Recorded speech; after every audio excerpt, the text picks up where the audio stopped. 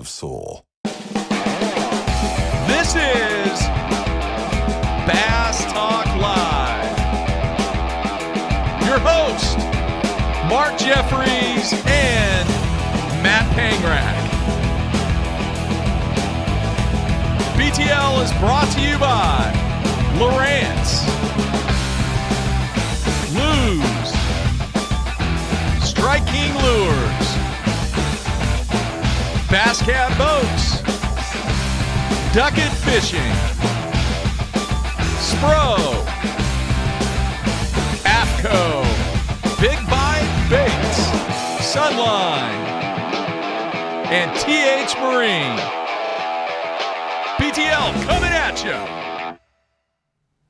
Good Monday, everybody. Welcome once again to another week of BTL Bass Talk Live, where we're going to talk bass fishing and anything else that we want to talk about. And Matthew, kicking off a great week today. Finally, we are back to tournament fishing, man. And we get to interview someone who won a tournament in less than 72 hours ago. Yeah. It feels like it's been forever, but we have Toyota Series champion Jacob Wheeler on the show today, who won. Actually, he won comfortably on was it like 6 pounds? Yeah, Pickwick Lake. Yeah. He kind of a slow and steady got the job done for Jacob Wheeler in a top 10 that featured Buddy Gross, Michael Brewer, who is really good there, I believe. I think he was the one that was really good. Let me check. There are a couple of locals in there. I'm not saying Michael Brewer isn't good. I'm just saying he wasn't the one. It was Brent Anderson. Brent Anderson. Did you know this? We're way off stuff. From Tennessee. The dude has 44 top 10 finishes. On Pickwick? With FLW. Oh. He's one of those TVA Ledge Series guys. Yeah. Anyway, strong locals, and then also John Murray, Jimmy Washam. Remember, we had him on. He's, I believe, one of the NPFL guys, is he not? Yeah, I think so. That we had on. And then just outside, you had Jason Lambert, Ryan Salzman, Spencer Shuffield, Wesley Strader, Matt Becker. Yeah. Bunch of guys who, Matt Robertson, all cashed a check. So back to action, 155 boats, I believe. But, man, Jacob Wheeler, and in a season that hasn't had any tournaments in it, it's his second win. You're gonna have a little bit of homework, Matthew. Maybe this week and kind of talk about it next week. I've kind of dabbled into it, but I want you to break down what Jacob Wheeler has done his first, 5 years on tour, and compare it to Van Dam. Okay. Just from a statistical standpoint, from an earnings standpoint, from a title standpoint. Okay. And I have said on this show that when I've glanced at it, there is no comparison. There really isn't. Better than Van Dam. Oh, yeah. Man, could you imagine? Yeah. Could you imagine on the Tennessee River there in the classic that Defoe won? Wheeler was there. Yeah. I mean, he was leading the dang thing. Yes. He would have had the cup, the classic, a win at every single level, Elite Series wins, everything. I can't wait to see the stats once you get the stats done on that. Is he 30 yet? I don't think so. It's unbelievable. And I don't think so. It's unbelievable. And the way he went about the victory, obviously, we're going to talk to him here in about 10, 15 minutes. But sounds like he mixed it up a little bit. He kind of got away from what everybody else was doing. He went a little bit shallower. He went a little bit deeper. Yeah, it was interesting. Yeah. I'll say this before we get him on. I've talked to a lot of people. A lot of people are like, oh, well, Wheeler, he's networked, man. He's in the Dial a Bass network. He calls up his buddies. He's got waypoints. And I said, well, that might be true. I said, but at the level, as long as it's legal and you can do everything, so does everybody else. Yeah. And I don't know what he did here, but I have been on the water with him in a non-competition way. And you know what he's doing with his electronics, having all three of the type on his boat and all that stuff. Yeah. The places he looks and the way he looks, we're on Toledo Bend and had half a day. And he's like, hey, man, we can fish. We don't have anything else to do. He's like, but if you don't mind, I know we'll kind of be back here this time of year in the future. He's like, I'd like to kind of look at some stuff up north. And no waypoints, no trails, nothing, past the bridge there. Yeah. That's the land of Harold Allen, the mystical, mythical land. You can't even graph this stuff because it's so... Yeah. And he starts getting out and looking at all this little obscure stuff and the way everything was set up. And I just kicked my feet back, popped open a Gatorade, and watched him graph for 2 hours. Yeah. Next level graphing. I mean, we had Timmy Horton on where I talked about him dragging the lure over the fish's back and saying, oh, it's a catfish, and then coming back with slime on it. Yeah. I mean, Wheeler is that good, and you look at it, sounds very similar, some of the stuff he was doing in this tournament where he was actually graphing ahead of where the schools were. Think about that for a second. Think about that. You're on Pickwick, and he said he was looking for dots that had 3, 4, 5 that were in non-traditional spots, either deeper than everyone or shallower than everyone, and then banking on the fact of where they were, how they were set up, and what was going on, that the juice would be squeezed already, and that he was betting on the come that these schools would grow in size as the tournament progressed. So he went into the tournament with non-traditional areas of schools that were loosely set up and was banking 2, 3, 4 days in advance, and it all came together for him as guys pounded the Buddy Grosses and all that, pounded the offshore stuff. Their fish dried up. Wheeler's stuff got stronger consistently, and he won by 6 pounds. It's pretty amazing, man. And I think, once again, when you go back and you look at the data, the historical data between him and Van Dam, it's going to be eye-opening how much success this dude has had. And I remember at the Classic that was in Knoxville, and I was doing that behind-the-scenes stuff, and I really got to see some emotion that the general fan never gets to see from these guys when they're back doing these, I call them silhouette videos, where they have... Make them sit backwards on the chair. Yeah, and stuff like that. It was surreal to see the true emotion that was coming out of Jacob Wheeler when he had a shot to win the Bassmaster Classic. And, when I was setting up the interview yesterday and I talked to him yesterday, it was just like, hey, man, it's over. It's done. I'm moving on. I got to focus on the next event. He's already thinking about... what he's got to do for, heavy hitters? Is it heavy hitters or is it the FLW Super Tournament coming up heavy on hitters. Chickamauga? I don't know. Yeah, they actually have some tournaments coming up. But anyway, we'll talk to him. He'll break it down, and I'll just be interested in his mindset heading into that one with a really, really strong field of anglers. Yeah, I think there were two MLF anglers that did not make a check in my initial glance at the standings. I think Michael Neal and Tim Horton, which the Tim Horton situation really shocked me. I was surprised that he did not do well on Pickwick. That's one of his he home didn't legs. do bad. He had a top 50 finish. And I mean, if you look at the weights heading into that. Whoa. Wait a minute. Well, yeah, for him it wasn't. It's not like he absolutely tanked it, though. It's not like he went out and caught 150. He finished in 50th place, no, he dude. finished in 49th place. Okay, 49th. And Michael You're Neal, telling me that's good? Michael Neal finished in 44th. Back up a minute. You're telling me that Tim Horton is happy with a 49th place finish? No, but it's better than 150th. Are you going to really argue with the fact that 49th is better than 150th? How much money did he make? He didn't make any money. Okay, then what is he fishing for, points? No. How can you make that statement then? I'm just saying he caught a limit each day. He finished in 50th or 49th place. Was that a successful week for Tim Horton? Probably not for Tim Horton, probably not for Michael Neal based on their own standards. No. That's what I'm saying. But it was actually kind of tough. If you look at 11th place that didn't make the top 10 would have been 33-1, so only like 17 a day, 16 a day. As far as Pickwick at the end of May.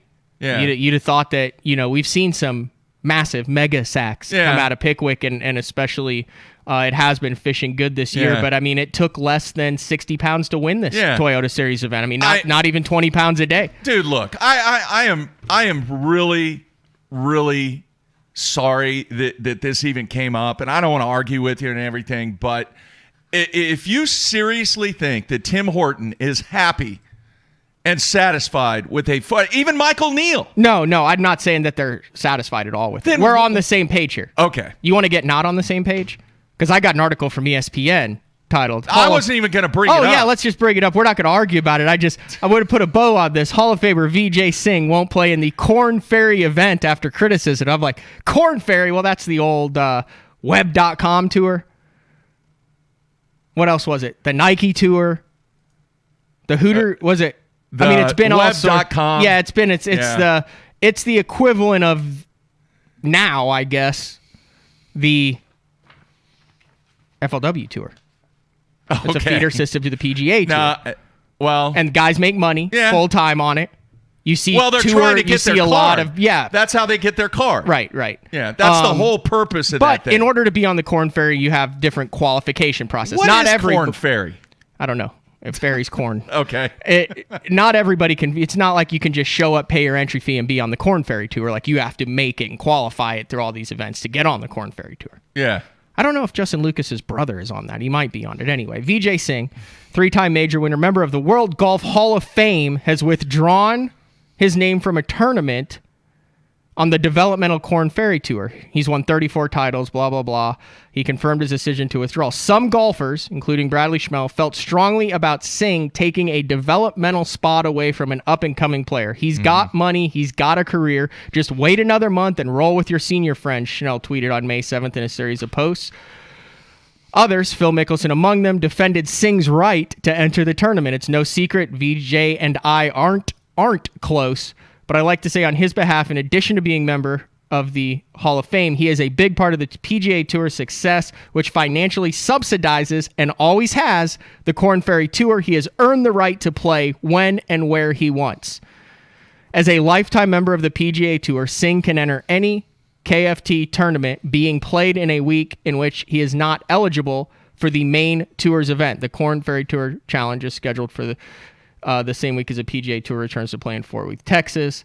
So basically, here's a PGA Tour guy, plays on the senior tour also, and he registered to go down and play in the developmental league, which I don't know if you've listened to BTL over the last month. We've had some heated arguments about it, but I'm not saying that to get back into it. I'm just saying it's a very interesting situation because we had said, well, why don't you ever see the PGA Tour guys going down and golfing at the lower? Well, here it is right here. And then he withdrew because of the pressure that some of his fellow golfers had on him to go down and quote, take that spot. Yeah. Do you know any history on Vijay Singh? Yeah. How many tournaments does this guy like to play in? He's 57 years old. He is known for his almost like robotic practice and playing. That's all he does. Yeah, I mean, if there's a tournament out there, he's in it. Both on the European tour, the Asian tour, the Japan tour, Pacific Rim Tour. Holy cow, did you see what Bradley Schnell actually tweeted? Yeah. Hey, at Vijay Singh Golf, Yeah. you are a true piece of trash if you accept money playing in a Korn Ferry Tour event, and I'll say it right to your face. Yeah. Oh, yeah. Wow. Yeah, he came after Vijay. But once again, did you read... He said, I think... hang on a second. Did you read anything else about what Vijay has said in other stories besides that article? I mean, I read about it. I didn't read anything that he said. Part of the reason why he wanted to play in that is, number one, he plays in a lot of tournaments. 100%. And number two is because of the COVID-19 situation, the fact that he's a little rusty, he thought it would be a good way for him to get tuned up. He said, if this situation didn't exist, I never would have even considered it. All right. So once again, you have a unique situation because of the COVID-19 that this situation doesn't even exist. Hey, I get why the other dude was pissed. All right. He has that right to be mad. And I understand why he tweeted what he tweeted.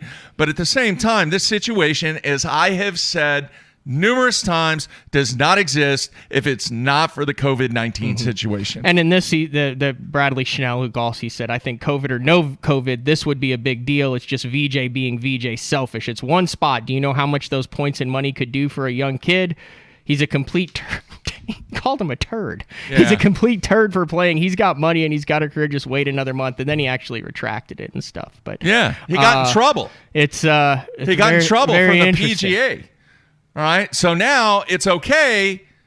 All right, in the seasoned veteran's eyes, what Mickelson said for him to do that. He did qualify for it. He did. It is totally legal for him to do it. It wasn't anything. But part of what he's earned through his career. Yeah. So the fact of the matter is, he didn't do anything that he shouldn't be doing. I agree. But at the same time, that situation doesn't occur if it's not for the COVID-19 situation. All I wanted to do is bring this up because it was very apropos based on what we had been talking about last week. I'm not talking about it from a Bassmaster Opens FLW Toyota Series standpoint, more so the BPT FLW 2 or 3 Super Tournament standpoint. And I just thought it wasn't interesting. I don't want to talk about what is and isn't okay. It's just interesting, a parallel that you have going on in individual sports that have been affected by the pandemic, to where you're seeing some parallel things happen that normally wouldn't happen. That was the only reason I wanted to bring it up. Yeah, Brian from Lake Norman says, if this was a lower level PGA Tour player other than Vijay, would this even be an issue? Probably not. Might be, but probably not. But once again, you got to look at the history of Vijay and how many tournaments this guy plays, and he's just a machine. I mean, he's in great shape at 57. The guy has played in a zillion tournaments. You have the COVID-19 situation. That's why that occurs. I think it's very important here that the premise that Matt is standing on is crystal clear. The premise is it's okay from a fishing standpoint for guys at the highest level to fish anything but the Tackle Warehouse FLW Tour. No, I'm not saying it's not okay for them to fish it. I'm saying that the situation. All I'm saying is that these are comparable situations to what's happening between golf and fishing. That's the only thing that I'm saying. But is it okay? The premise that you have been standing on for weeks now is that based on the no, okay. That is not. I have never said that it is not okay. I've never said that. So it's okay for the superstar events then. I'm just saying that with the situation that they're put in, I didn't feel like it was ideal. Then it's not okay. Either of the organizations. But when we put a bow on this last week, like I said. It's a situation that they're dealt with, and they're going to make the best out of it. I just thought it was interesting that it was happening because we always do golf comparisons. Oh, I like it, it was man. happening it was a great in the golf comparison. world too. Yeah. Like I said, if I was on the BPT and this was the scenario I was faced with, hell yeah, I'd be fishing the 3 Super tournaments. Yeah, I see nothing wrong with it. I see nothing against it. I mean, it's what was afforded to them. They are on the BPT. It is owned by the same organization. They're trying to make it good for both parties involved. When you go down to, I guess the Opens, which is the AAA level of bass, and the Toyota Series, which is now the AA level, but I consider those on the same playing field. They're literally called the Opens. There is no qualifying process for them. You pay your entry fee, whether you've ever caught a bass or not, you can get in. You know that field is a varying field. The Korn Ferry Tour is not they have some qualifiers and stuff for it, but you have to qualify to be on that. Right. So, yeah, Wheeler goes down, kicks everyone ass on Pickwick. More power to you. You knew what you signed up for, that you'd probably be dealing with Wesley Strader, Billy Gross, Michael Neal, Jacob Wheeler, and the likes of that. Yeah. So, yeah. And some of the local guys hung in there. Yeah. No. Oh, yeah. Billy pointed out, you did just call me Matt. Oh, my God. Yeah, I did. That's the first time in 6 months. That's kind of funny. All right, we're going to take a break. Come back with the man that got it done this past week at Pickwick. Jacob Wheeler coming at you right here on BTL in a few. Everybody stay tuned.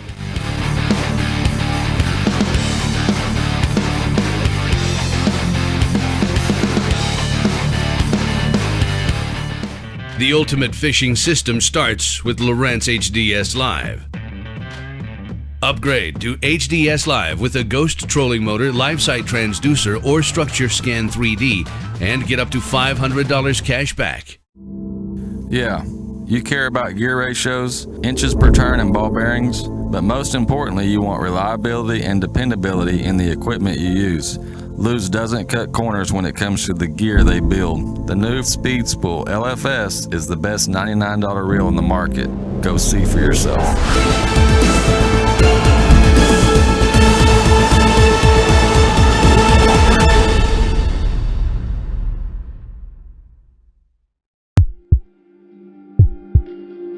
We've paired one of the most iconic hulls in the history of bass boats with a proven lineup of trusted accessories. We're bringing you best-in-class value and performance, leaving others in your wake. Turnkey value, turnkey performance. The Pantera 2 is an overachiever in the 19-foot category. Once you hit the throttle, you'll feel the rush, and there's no looking back. Kevin, what are you doing here? Oh, I'm just filling in for Billy. I need 660 shad crankbaits in the Series 5 model. We're out. You're not out. You got all kinds of them right there. We're out. Kevin, I need 6. Have a lollipop. I do not want a lollipop. Have a lollipop.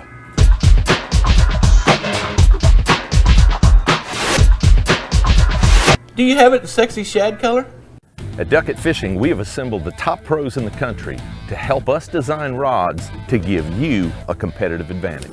Castability, strength, durability, action, sensitivity, weight and balance, and consistency. Combine that with the best warranty in the industry, and you have rods that are pro-driven. Duckett Fishing, pro-driven.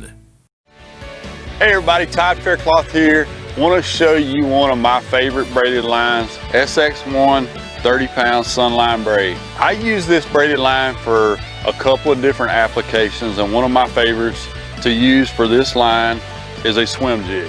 Casts great, and it's small diameter, and just works really great on a swim jig. Another technique I like to use for 30-pound SX1 Sunline braid is whenever I'm flipping like a light, say an 1/8 to a 1/4 ounce weight in grass, small diameter, I don't lose much action on my worm, just works great in those scenarios. So if you're looking for a braided line for a swim jig or fishing a light Texas rig, check out Sunline's SX1 30-pound braid.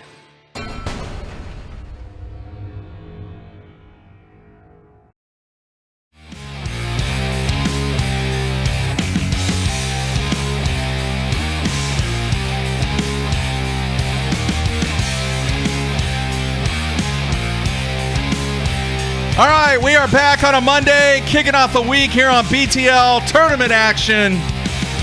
Finally back across the nation, and we have a special guest today, not live via Skype because he is en route somewhere. So he's actually driving, Matthew.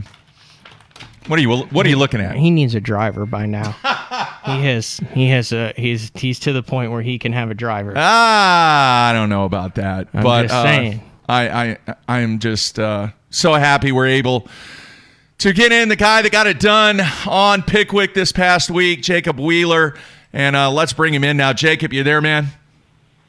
What's up, guys? Yeah, I'm here. All right. Thank you so much for taking time out. And, man, another W on Pickwick. Pretty impressive, Jacob. Yeah, it was a good week. You know, I didn't anticipate that going down there. I just sort of, I just love, I'll tell you what, I love looking at my graphs. I love finding fish these days more than I love catching them some days. Like I just enjoy finding new places. And so that's just, that's a place I didn't know very well. You know, it's a place that I knew okay. I've gotten a check and gotten my butt kicked in the one that Hackney won back in the day at FLW. Got a check in the one that Buddy Gross won. But I've started, you know, I moved down here to Chickamauga, and I've lived on the Tennessee River, real close to the Tennessee River. And so slowly but surely getting acquainted with these bodies of water. And so I was excited to get down there and fire up them dang units and try to see what I could find. All right. One of my first questions is, how long did it take you to find the deeper fish? So the thing is, I mean, this is the thing. Like, people don't realize you can only find sneaky stuff by graphing sneaky stuff. Like it's a lot of it's dumb stuff. So, but then you got to look. I actually seen them on my side. I wasn't even graphing. One of my best places, I wasn't even graphing that deep, and I just seen them off like 100 and some feet off my side. And I'm like, that's pretty deep out there. And I turned back around and there was like 50 of them there. And I'm like, well, dang. So, I mean, it just sort of those kind of things that, understanding your units and understanding what bass look like, that's the biggest thing, and it takes a little while to figure it all out. And I'm still learning a lot of it. I'm just taking it day by day and learning every day. But, that was, the deeper places and even the shallower places. Like I basically fished, I don't know if I didn't have a magical honey hole. I really just ran a lot of places, and some of them were community places that the fish were moved. They changed a little bit differently. The biggest thing this week was the fact the current was running so hard. And so it changed the way the fish positioned on certain ledges in certain places. So that old dot that you used to have from back in 20 years ago or the last 3 years, those fish weren't set up the same way as they were. They might have been 100 yards down the ledge. And if you didn't graph down there or off the ledge or just up on top of it, and that was the thing I feel like that helped me more than anything was the fact that the fish just were in different places and maybe even places that they never get. All right, Matt, one more question, and then I'll let you ask. From the shallow structure, when I say shallow, I mean you were fishing what, 8 to 15? 8 to 15. All right, when you look at the shallow structure and then when you look at the deep structure, two different things. What was the defined characteristic about the shallow structure and then the defined characteristic about the deep structure? It seemed like those fish wanted something they could get out of the current on, So a lot of times they would be on like a little stump row off the edge of the ledge where so someone would graph on top of the ledge and those fish would be set up in behind a stump row and there'd be 20 bass sitting behind the stumps. And then on the shallow fish, it was really, there wasn't necessarily one particular thing, and it was different every place on the shallower places, I feel like. Because those fish were set up a little bit differently. Some of them were set up behind, like a lot of times, like on Tennessee River, typical places, mouth of like creek channels and lead ins and stuff like that. You want where the current hits the bar the hardest. Some of those places they just weren't there. They wanted to be out of the current, so they were on the back sides of like where their eyes would come up and then it would drop back off, and they could just sit there and let the shad flow over them. And so I think that was probably the biggest thing on the shallower stuff.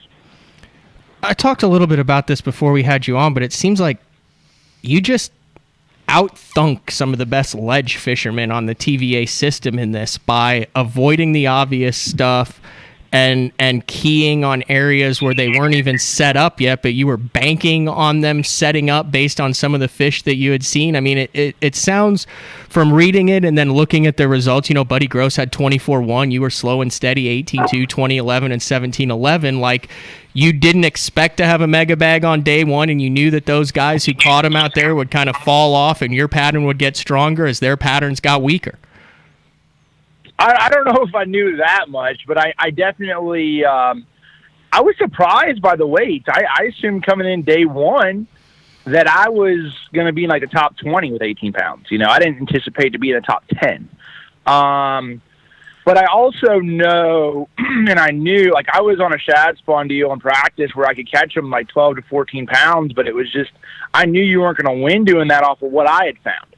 But when I came running down the river after I took off out of Florence, I had a late boat draw day number one, and when I got down there, like we were taking off at 6 o'clock Central Time, which it got daylight like at 5:30. And if anybody knows the shad spawn happens pretty quickly in the mornings. It's normally a 30 minutes to an hour long deal, and then it's pretty much done. I mean, that's the prime time. So when you're talking about launch in 30 minutes after takeoff, then having already a late boat draw, then you're talking about an hour. But once I got down the river, like when I got down, it was foggy, dreary.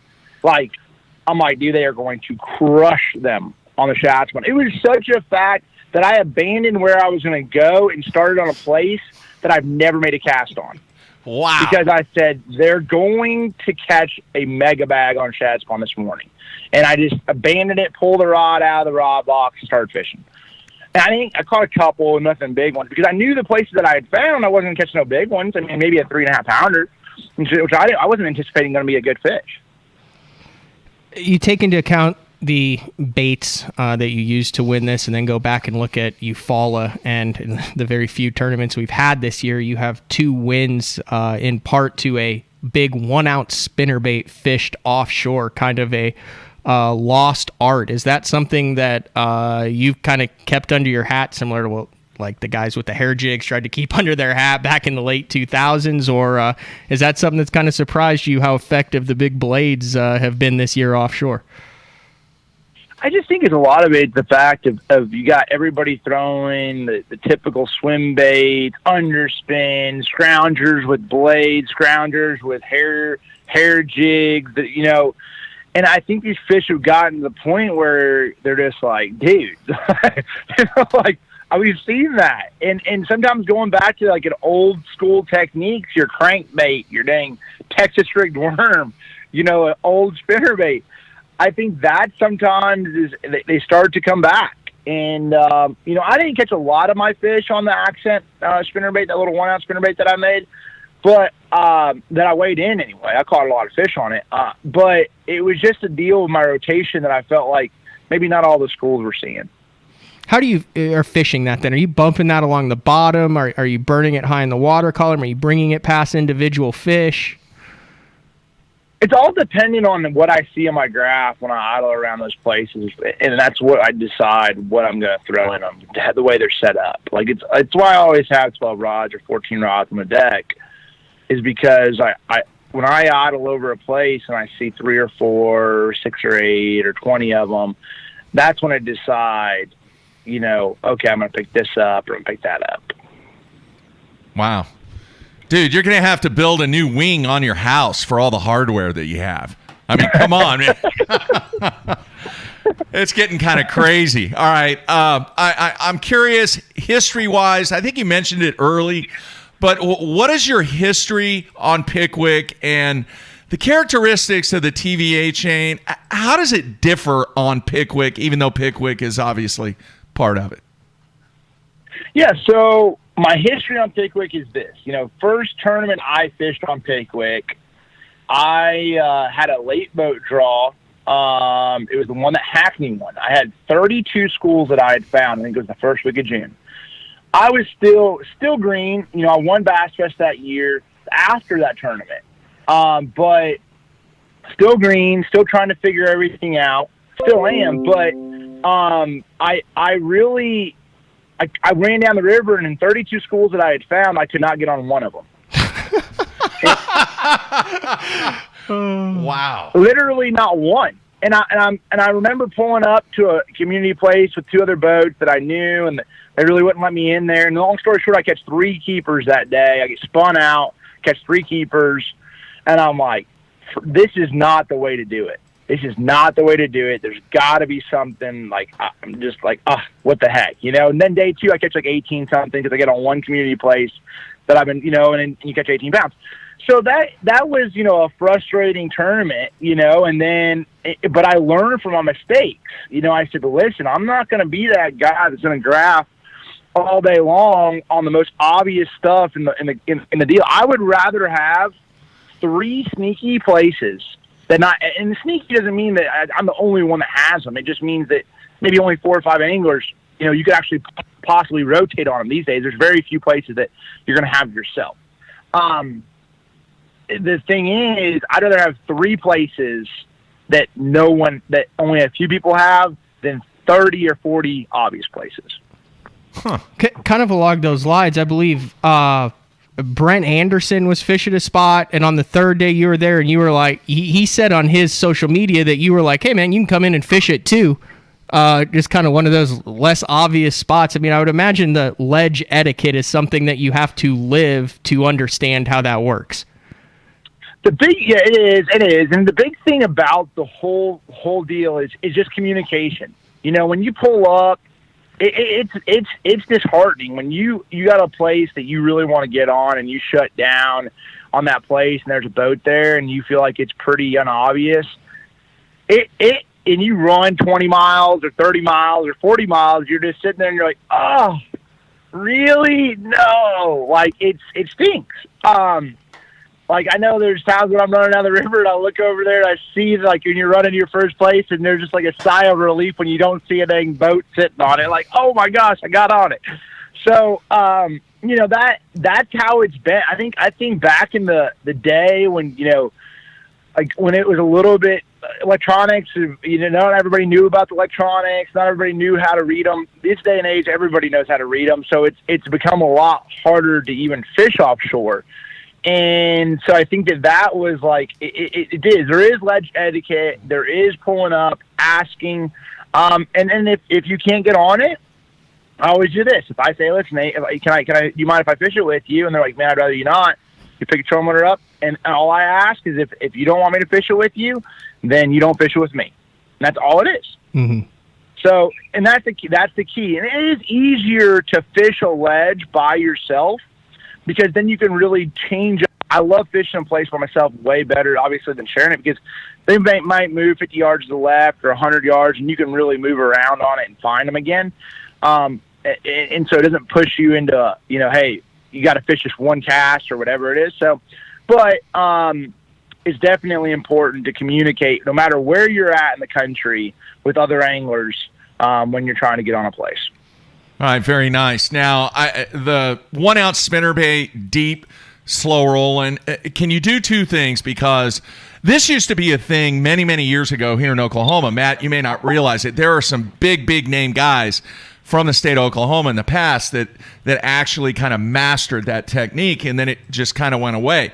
What was your setup for it, and what are the best blades for the 1 ounce spinnerbait when you fish it deep like that? Yeah, so my setup is my 7.3 medium heavy action Jacob Wheeler Signature Series rod. It just has, you know, more parabolic rod, a little bit longer. You can throw a 7.6, but, you know, 7.3 is about perfect for me. I was on a 6.8 to 1 gear ratio. The real key is you want a slower gear ratio to keep that bait down there.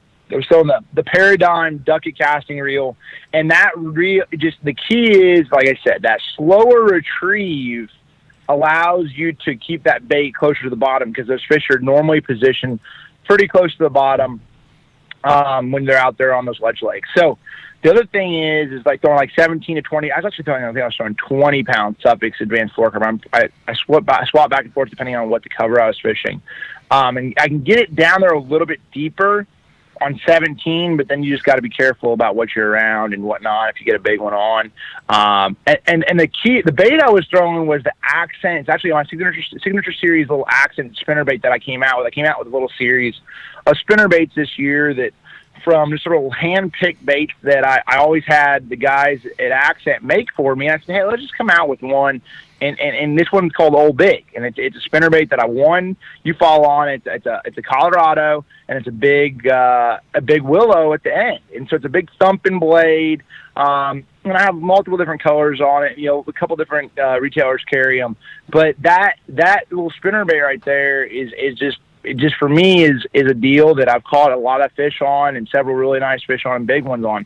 And now wasn't the main deal. My main deal was a DT20, but the spinnerbait definitely is a deal where if you can get them to bite it, you know, or showing something a little bit different is definitely key. All right, very cool. Hey, can we do this? We need to take a quick break, then come back with a couple of questions from the instant feedback. Jacob, do you have a few minutes? You good on time? Yeah, no problem. All right, let's take a break. We'll come back, get to the instant feedback with Jacob Wheeler right here on BTL on a Monday.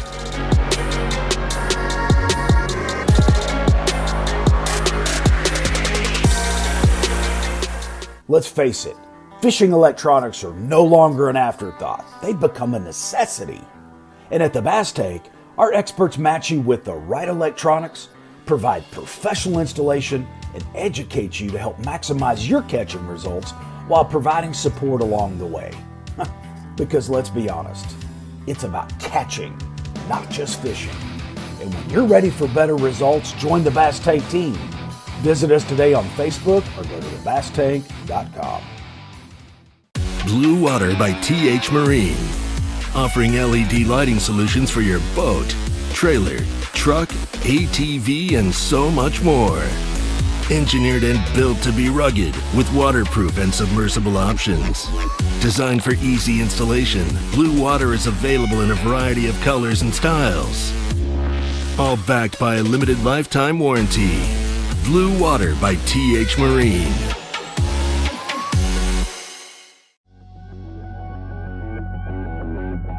The name SPRO says it all. SPRO stands for Sports Professionals. When you look at the pro staff that SPRO has brought on board over the past 15 years, it's been pretty incredible. I mean, one got it just then. From the development of the rock crawler to the McStick, from the Fat Papa to the Little John series, when you tie a SPRO bait on, you know it's been designed by a professional to get the job done. As a professional angler, you've got so many things on your mind. Any advantage that we have is key. And not only rods and reels and lines and baits, but in our clothes. And the guys at AFCO, I mean, they have something for every situation. There's nothing AFCO hasn't thought about with the fishermen in mind. It's designed for fishermen, by fishermen, for every scenario you can come to. Any fish, any water, any condition, AFCO has you covered.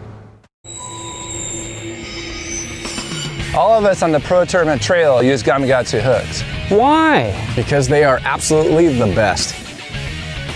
It's not about how many bites you get. It's how many you put in the boat. Gamakatsu makes hooks for every fishing style. We didn't come this far to lose fish. Did you? For more information, visit gamakatsu.com.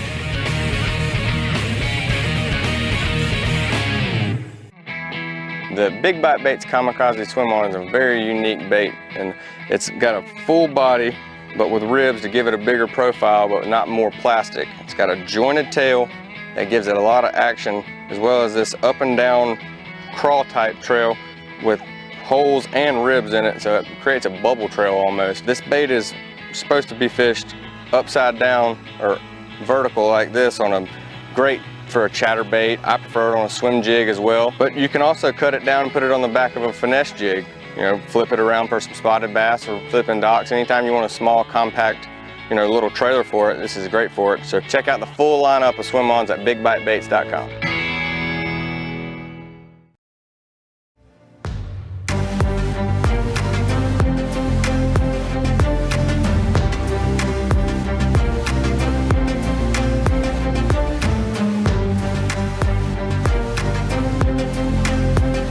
All right, we are back with our special guest, Jacob Wheeler. And Jacob, we're going to go to the instant feedback now. And obviously, a number of people on the instant feedback, they want to know what you can tell the fans about the Evinrude situation. What is your situation? Yeah. How is that going to affect you? And what does it look like going down the road?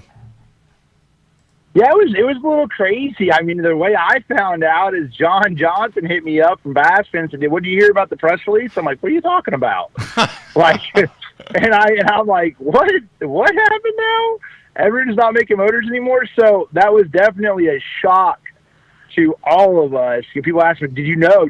I'm like, "No, I had no clue." So there's still a lot of uncertainty. We just don't know what's going to happen. You know, the biggest thing for me on tour is just having service. You know, if things happen to every motor out there, and you know, you have little things happening, and so I just, you know, it's the only thing that I'm worried about is if I do have an issue and don't have anybody there to help me work on it, that might be an issue. So I haven't heard exactly how that's all going to work. I don't know what the future holds, but you know, I'm definitely going to probably have to look. I'm going to have to look somewhere else going into 2021. Have you spoke to anybody from Evinrude?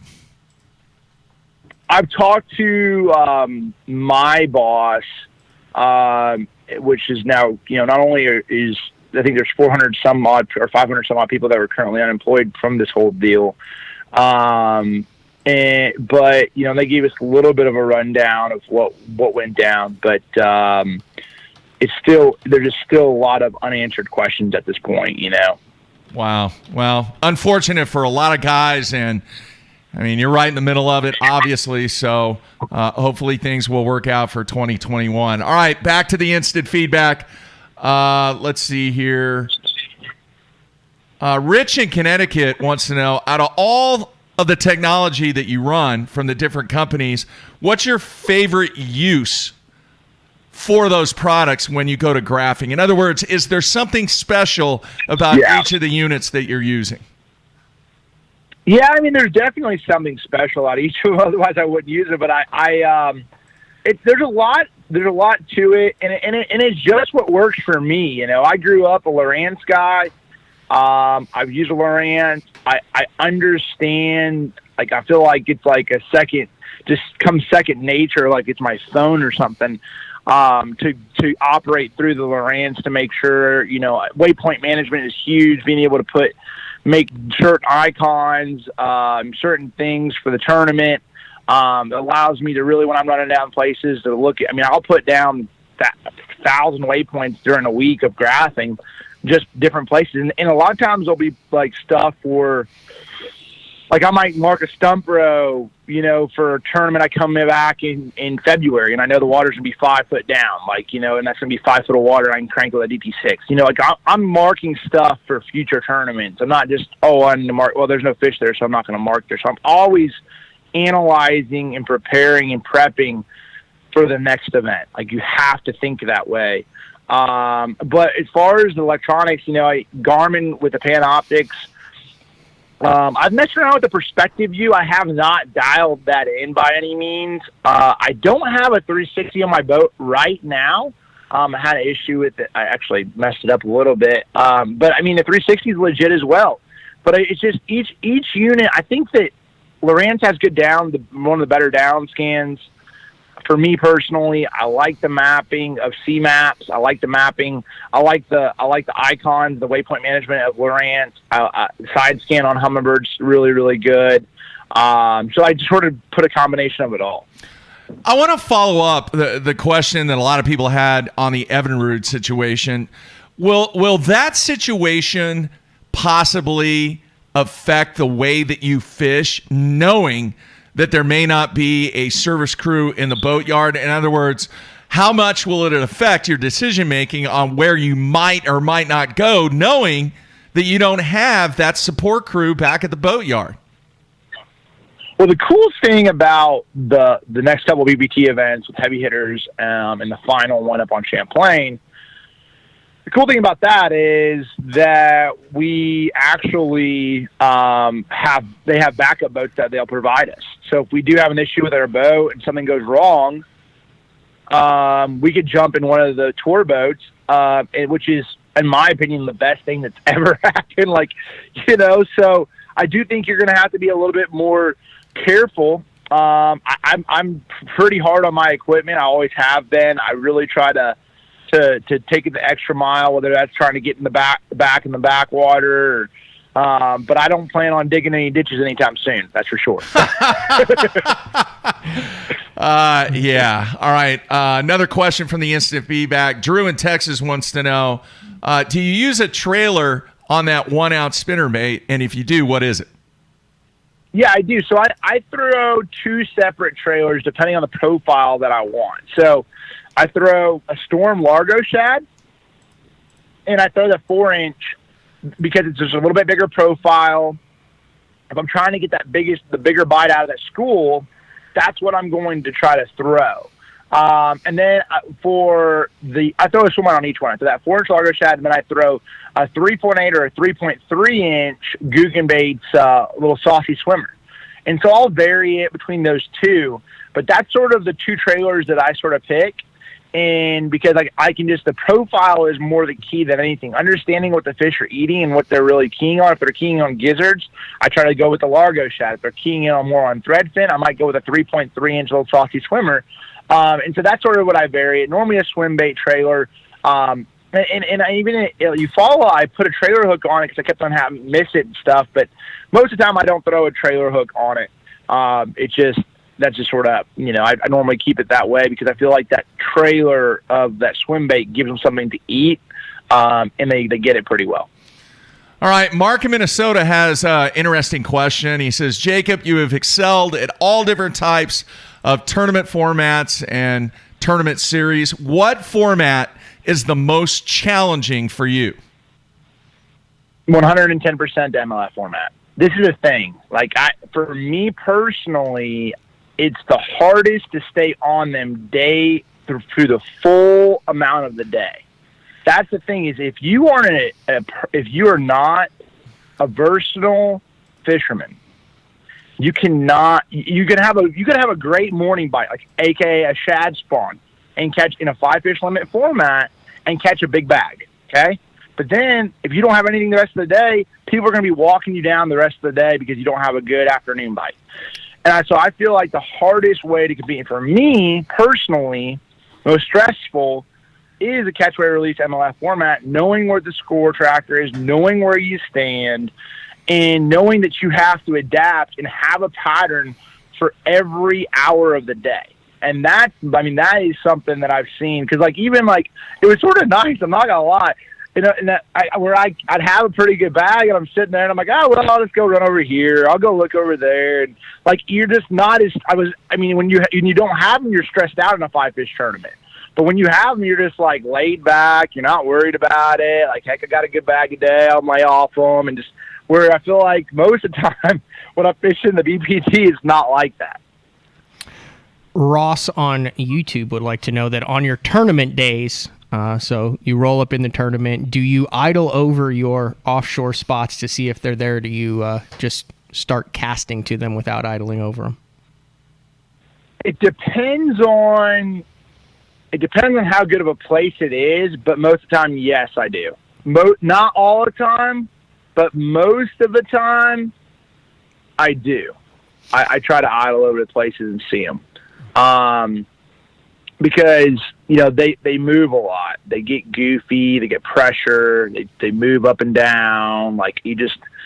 You gotta, if it's like a hammer hole and I know we're exactly where they get at and I have history there and I know that they just sit right here and there and whatever, no, obviously I'm going to run up there and just make my cast. But most of the time I will graph over a place to see how many of them are there to decide whether to fish them or not.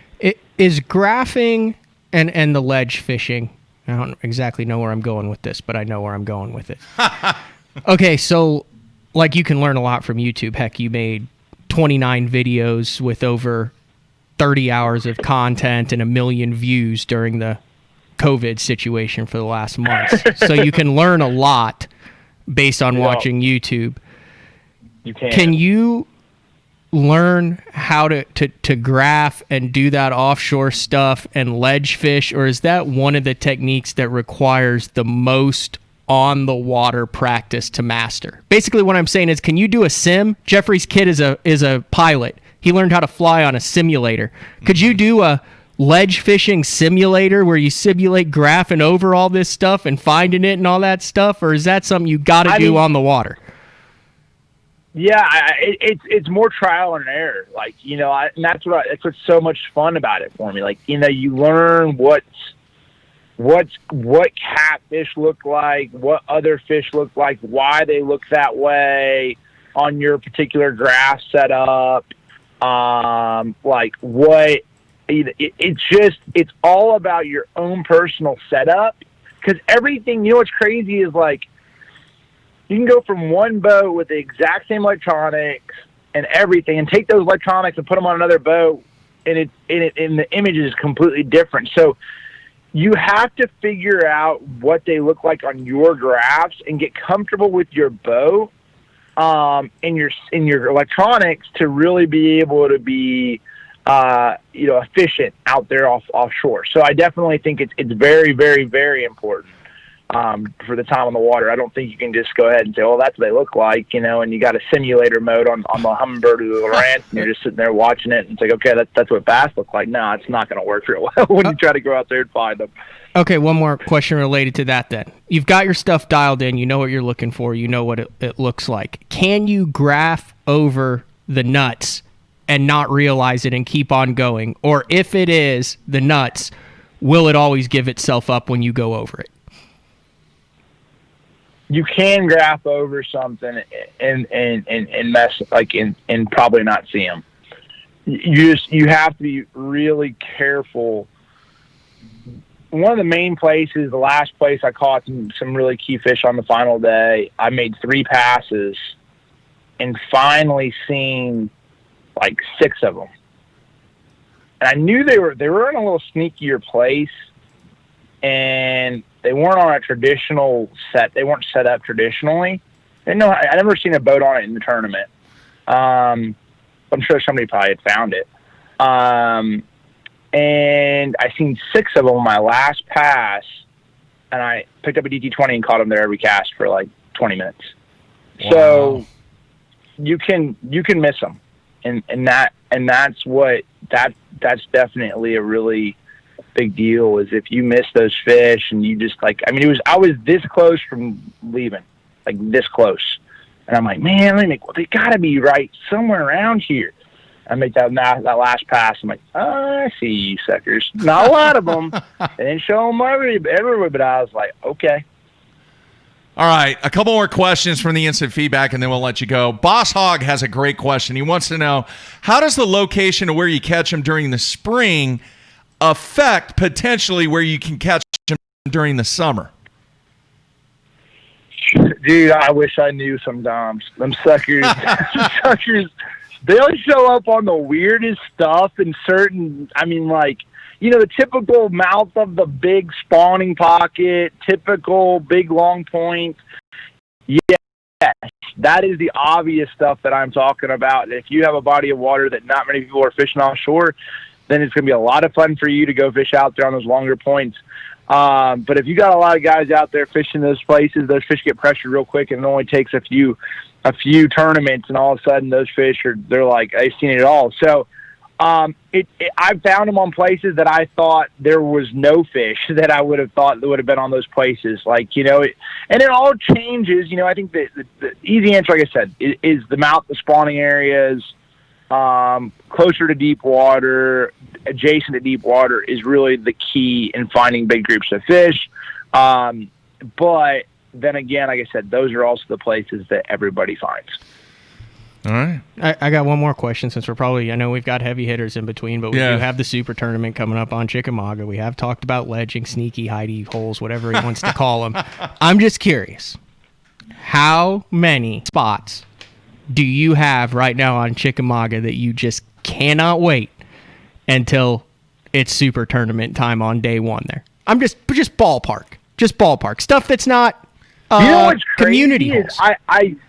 I used to have a lot of sneaky stuff out on the lake, I felt like, and it's just gotten to the point where everybody grasped everything that I was sitting there thinking about today, and I'm like, I don't think I have one place on Chickamauga that won't be found in the tournament. And that's how it's become now. You have to prepare yourself. You can't save anything. You can't say, okay, well, there's not. These guys have gotten so good at finding them that it's just the point where you're not going to have. I would be shocked. I'm going to straight up tell you. I would be shocked if I have one place to myself in that tournament that no one else finds. I would be shocked. Does a mega school exist? Is there on Chickamauga, with everything and all the technology and tournaments that are there, do you feel on that entire body of water that there is a mega school of 5 to 11 pounders that are untouched, that are there, that use it every year, and it's just so in the middle of nowhere or some factor that they don't get touched? You think every fish on a ledge has been within 10 yards of a bait at some point in their life? 100%. I'll grab this sucker backwards and forwards, and I don't know a third of what, like a Michael Neal or a Buddy Gross or some of those guys. I'm still trying to learn. I know a little bit about the lake, but yeah, I don't think there is. No unicorn school. No, that's those days are over. I just want to let you know that right now. That stuff is over, in my opinion. On the Tennessee River, it's constantly they're changing, and these fish, man, I don't know. I'm assuming it'll be interesting though, because you also got to think with 200 some boats, you got Nickajack being a sleeper down the lake, below Chickamauga, and then you got Watts Bar being a sleeper. And so not a lot of people know about those places, and both of them put out really big bags, believe it or not. So it'll be a interesting tournament to see how it all plays out. I would assume that half the top 10 will not be on Chickamauga.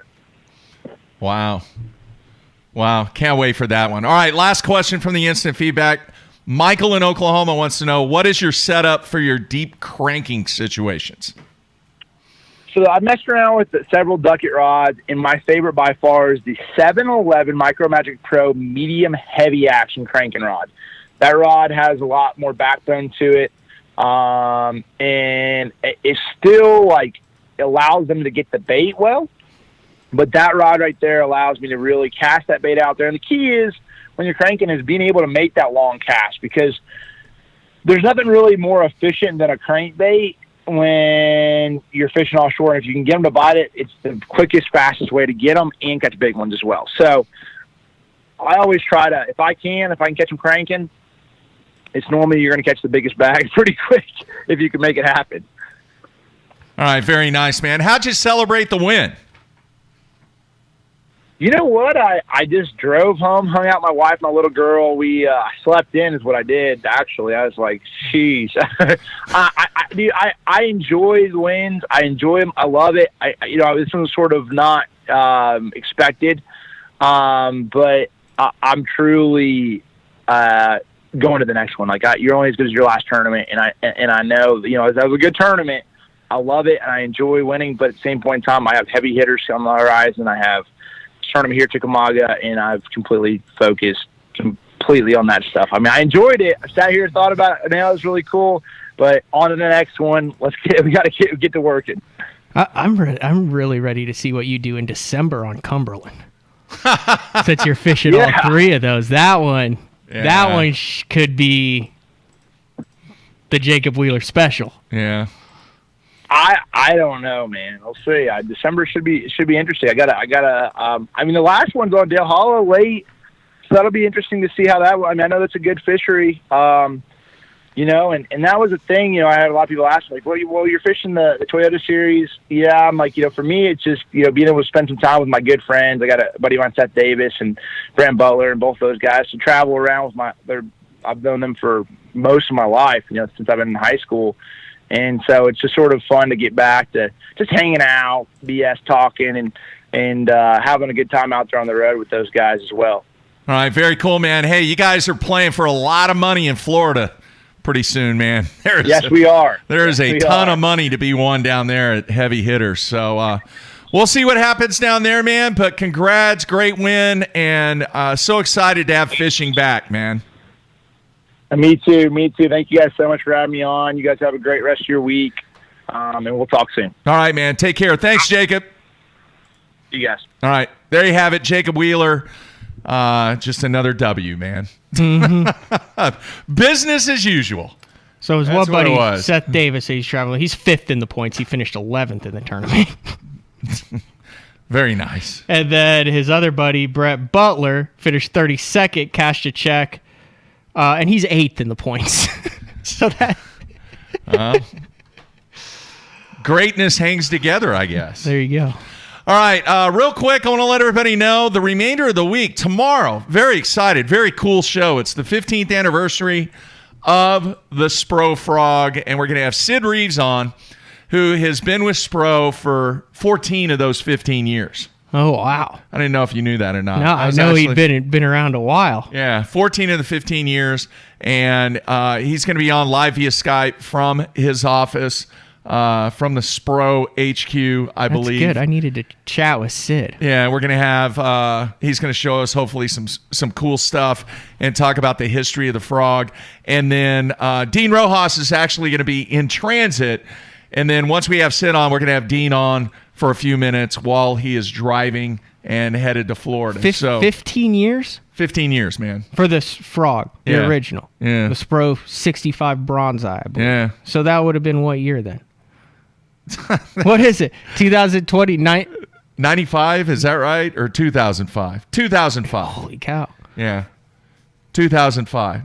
So we like to do some shows that are a little bit different. And would you say the frog is not an iconic bait in the history of bass fishing? It's 100% iconic. Yeah.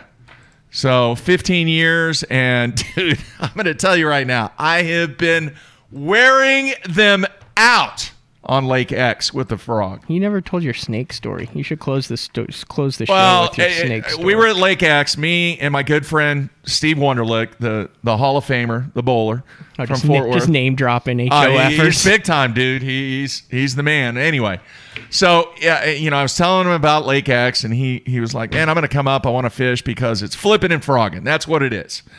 And we get up there, and we're in this little back pocket, and he turns around, and he goes, "Oh, my bleeping gosh."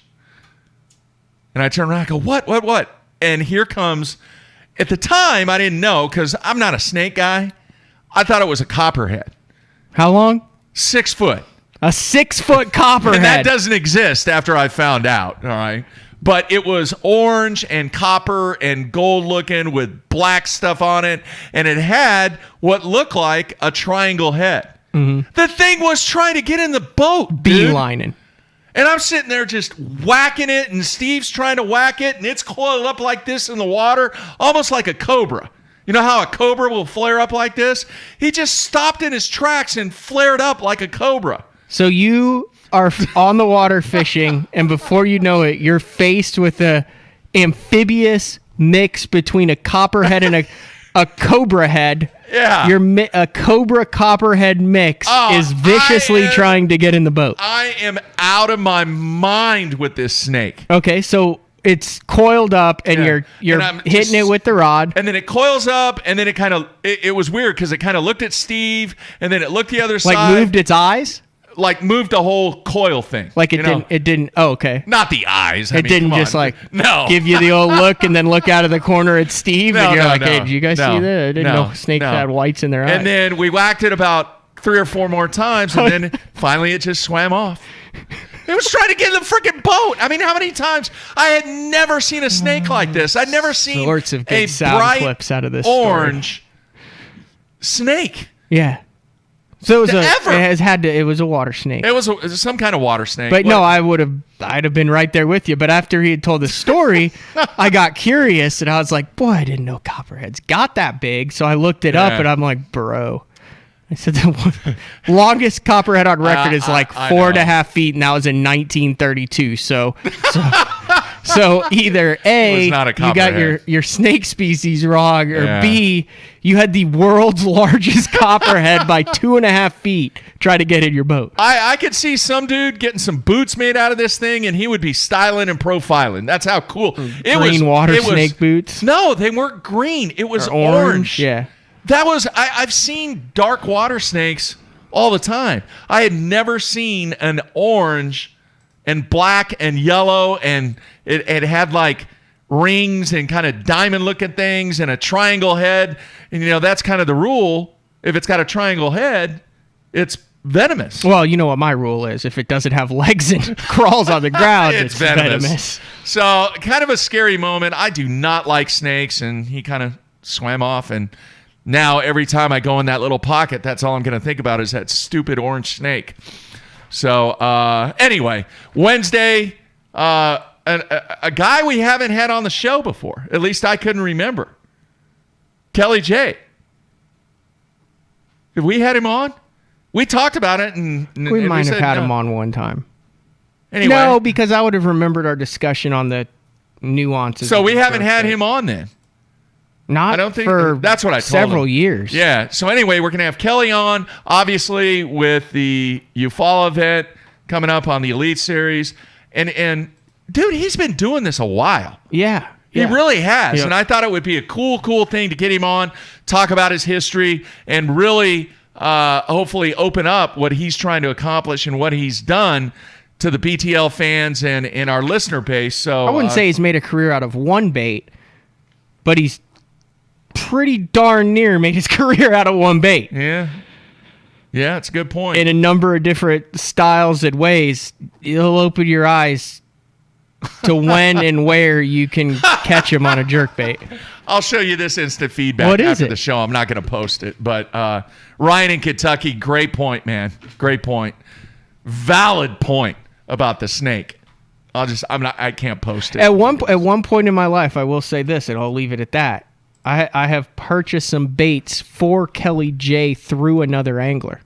Really? Yeah, but I can't say what or where. It was just a large quantity that I had access to. At Mike's Tackle World.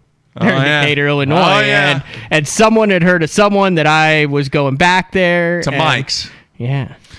All right, so 3 shows this week, and real quick, a couple of housekeeping items. I won't be here, I don't think. When? On Wednesday? Yeah, you will. I'll be you going said you down were to leaving after the show. Kurt Dove's deal. Yeah. Well, I'm confused because it starts on the 4th. I mean, we talked about this before the show. I think it's the 4th through the 7th, or maybe, yeah, I'll figure it out afterwards. Because I'm going down to do Kurt Dove's Pro Bass Camp. On Thursday, Friday, and Saturday. No, Wednesday. I think it's Wednesday, Thursday, Friday, Saturday. I don't know. I'll get the dates figured out. It's been crazy. So he's doing the camp with the kids and stuff. Yeah. And, I mean, he's doing it right. Yeah. But it's been a lot of work. All right, this is really, really important for everybody that has entered the Apex Bass Games. Initially, it was scheduled for June 2nd.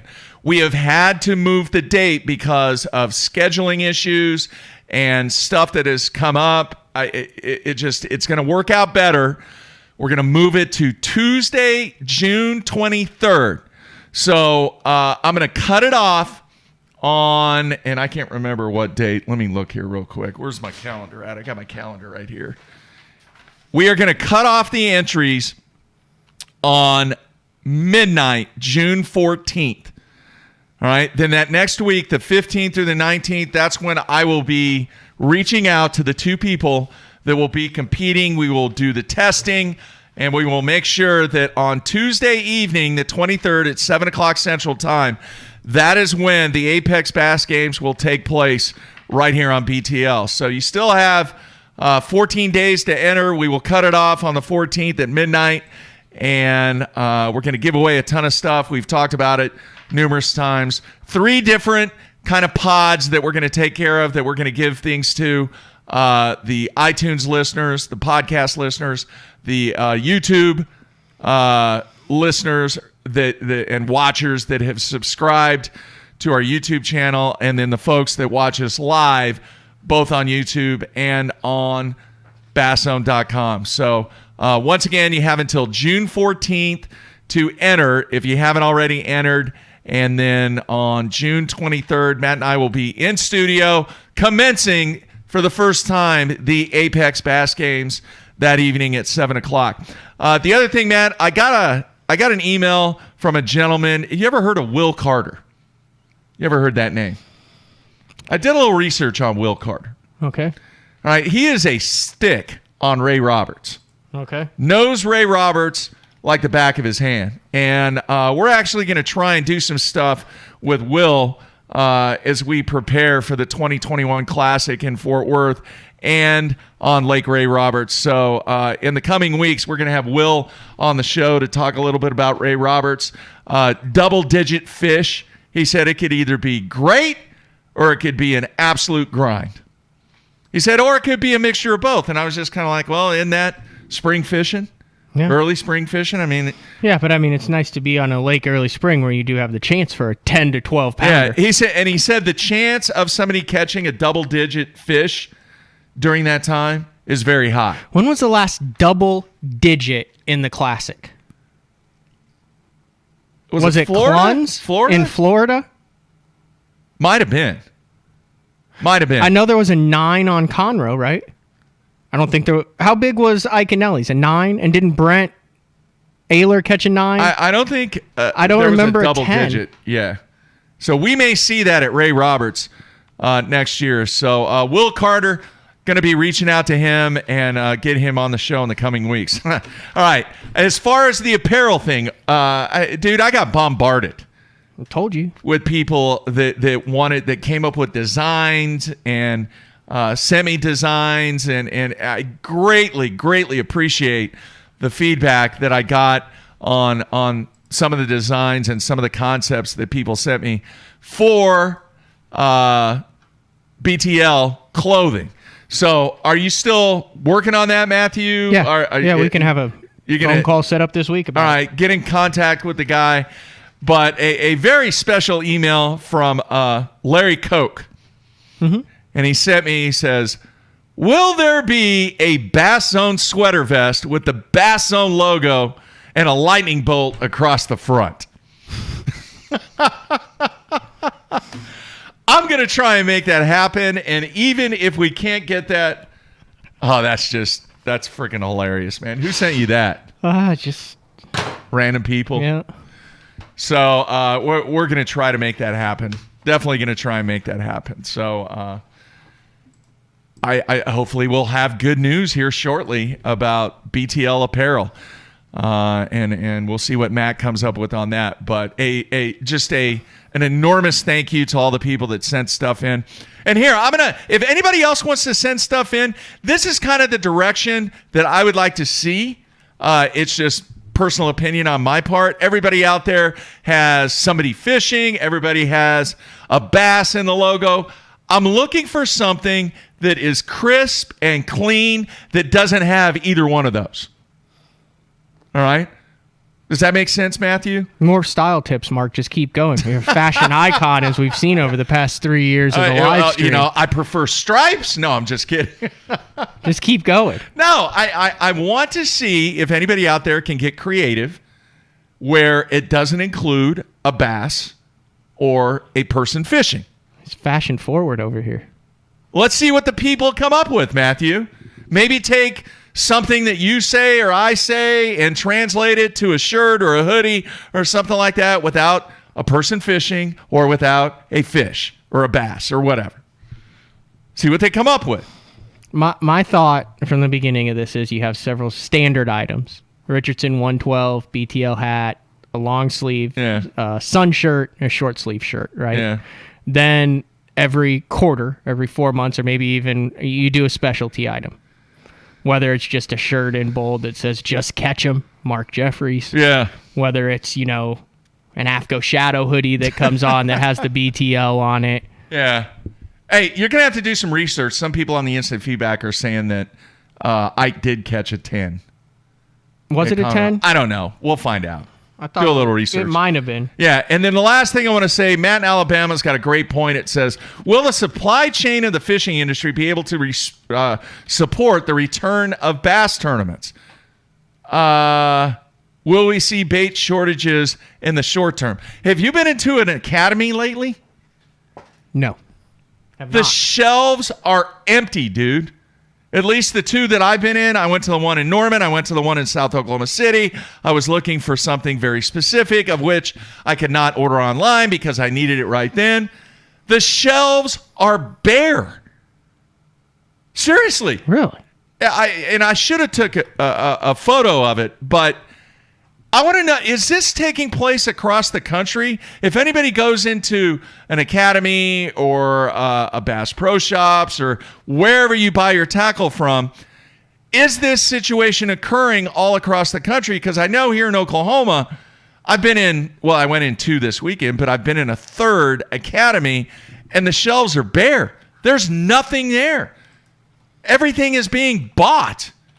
So obviously there's some type of either manufacturing or distribution interruption by the academy standards of not being able to get merchandise into the stores.